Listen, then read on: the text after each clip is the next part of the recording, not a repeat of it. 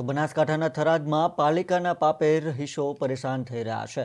પાલિકાના અડધત વહીવટ સામે નગરજનો રોષ વ્યક્ત કરી રહ્યા છે, ત્યારે આ વિસ્તારમાં બિસ્માર રોડ અને રસ્તાથી રહીશો ત્રાહિમામ પુકારી ઉઠ્યા છે। આ વિસ્તારના ગટરના પાણીથી રોગચાળો ફેલાવાનો ભય સતાવી રહ્યો છે, તો તંત્રને વારંવાર રજૂઆત કરવા છતાં પરિણામ શૂન્ય મળી રહ્યું છે।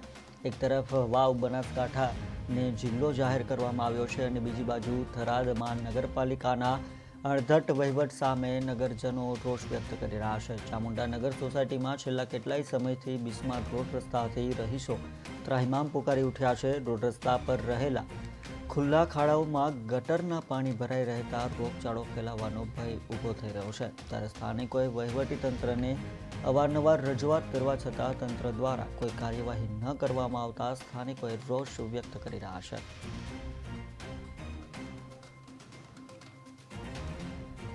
આ ચામુંડાનગરની અંદર સાહેબ 1.5 વર્ષથી 3 ફૂટનો ખાડા ખાધેલ છે, અમે ગટર ફૂટેલી છે, 3 ફૂટનો પાણી ભરેલું છે। ઠાકોરવાસ, નાઈવાસ, રબારીવાસ છે, 30 ઘર આવેલા છે।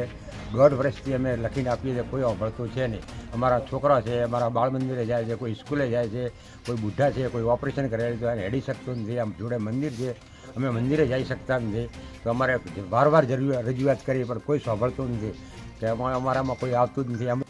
મારે સાહેબ બેટા તો છે નહીં, આટલી શીરો ખરાબ થઈ ગઈ છે, રસ્તો નથી સારો।